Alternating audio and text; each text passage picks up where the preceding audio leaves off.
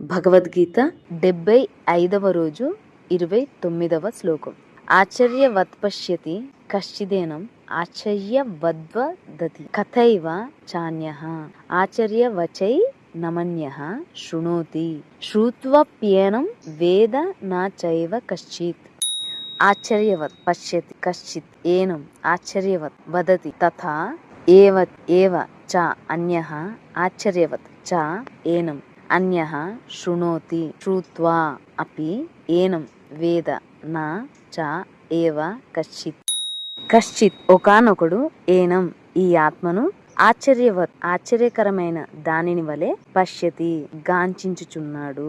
తథా ఏవ అలాగుననే అన్యః చ మరి ఒకడు ఏనం ఈ ఆత్మను ఆశ్చర్యకరమైన దాని వలె వదతి పలుకుచున్నాడు. అన్యః చ వేరొకడు ఏనం ఈ ఆత్మను ఆశ్చర్యకరమైన దాని వలె శృణోతి ఆలకించుచున్నాడు. శ్రుత్వా వినియును కశ్చిత్ అపి చ ఎవ్వడును ఏనం ఈ ఆత్మను నవేద ఏవ ఎరుగరు. ఎవరో ఒక పురుషుడు మాత్రమే ఈ ఆత్మను ఆశ్చర్యకరమైన దానిగా చూచును. మరి ఒక మహాత్ముడు దీని తత్వమును ఆశ్చర్యకరముగా వర్ణించును. వేరొక పురుషుడు దీనిని ఆశ్చర్యకరమైన దానినిగా వినును.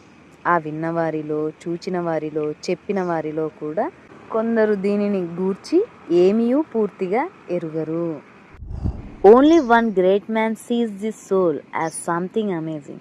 Another great man describes its essence as something amazing. Another man hears it as something amazing. Among those who hear, see and talk about it, some do not know anything about it at all.